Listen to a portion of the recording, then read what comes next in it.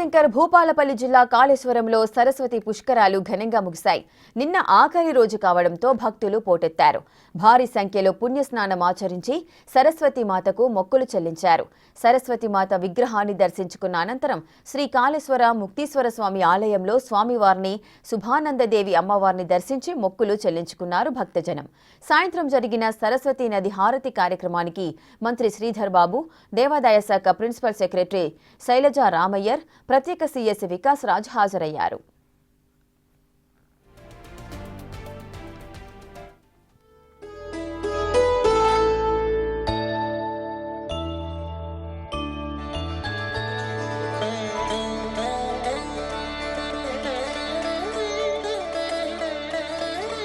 పదిహేనవ తేదీ నుంచి 26 వరకు 12 రోజుల పాటు అంగరంగ వైభవంగా కొనసాగాయి సరస్వతి పుష్కరాలు.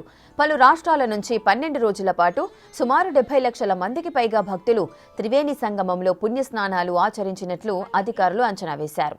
ఈ పుష్కరాల్లో గవర్నర్ జిష్ణుదేవ్ వర్మ దంపతులు, సీఎం రేవంత్ రెడ్డి, మంత్రులు, పీఠాధిపతులు, ఎమ్మెల్యేలు, ఎమ్మెల్సీలు, హైకోర్టు జడ్జిలు, సినీ పరిశ్రమ నటులు, అధికారులు పుణ్యస్నానాలు ఆచరించారు.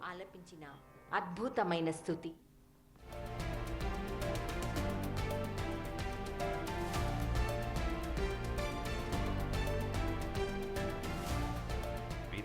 ప్రభుత్వం కాళేశ్వరం పుష్కరాలకు పకడ్బందీగా ఏర్పాట్లు చేసింది.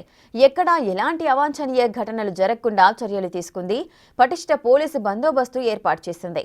రాష్ట్ర నలుమూలల నుంచి వచ్చే భక్తుల కోసం 15వ తేదీ నుంచి 26వ తేదీ వరకు 790 బస్సులు ఏర్పాటు చేసింది.